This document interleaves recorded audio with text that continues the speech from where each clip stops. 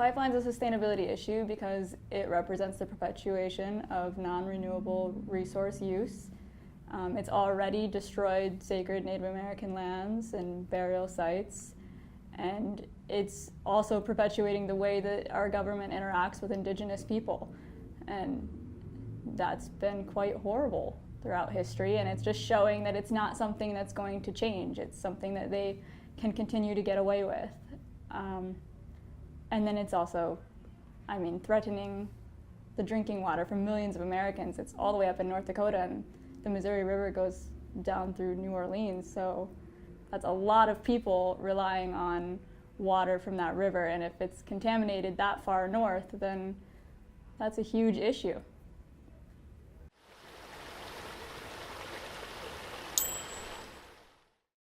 I'm Whitney Love. I am originally from Flint, Michigan. I lived on the East Coast for a while, and then I did my undergrad here at ASU, got my BA in sociology, and now I'm staying in the School of Sustainability, working on my Master's of Sustainable Solutions. I'm also a member of the Ojibwe tribe. I thought I was going to experience what I saw on social media, that it was a lot of tribes coming together. I thought it was going to be tons of Native Americans, and I thought I was going to see the Native American side of the fight winning, and I thought I was going to see a halted pipeline, and I guess that's not what I saw.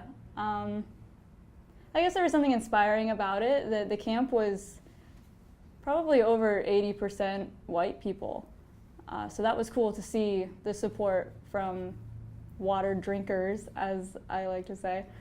And that it's not just an Indigenous issue, it's a human rights issue. And it's cool to see that other people were seeing that also. It's extremely peaceful on the camp side.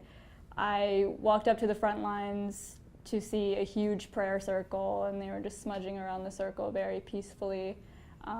There was literally nothing aggressive until you looked up the hill and saw probably about 50 police officers in full riot gear pointing guns with their rubber bullets at us when we were in a peaceful prayer circle. So it was this weird feeling of peace down where we were, and it felt very safe, but then as soon as you look up and you see them pointing the guns at you, it was kind of wait a minute, that's not how I was feeling. Do you feel that symbiotic of America's relationship with Native American people? Oh, absolutely. Especially, the way I saw it, where the police were the ones up on the high ground, the oppressor in the situation, looking down on Natives.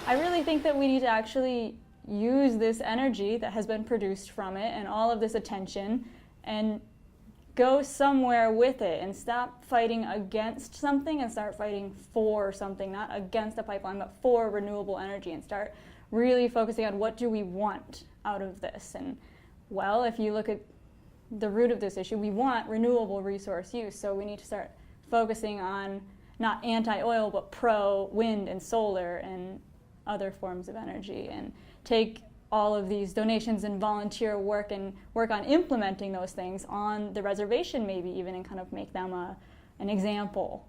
If that's really what you're fighting for, then live it.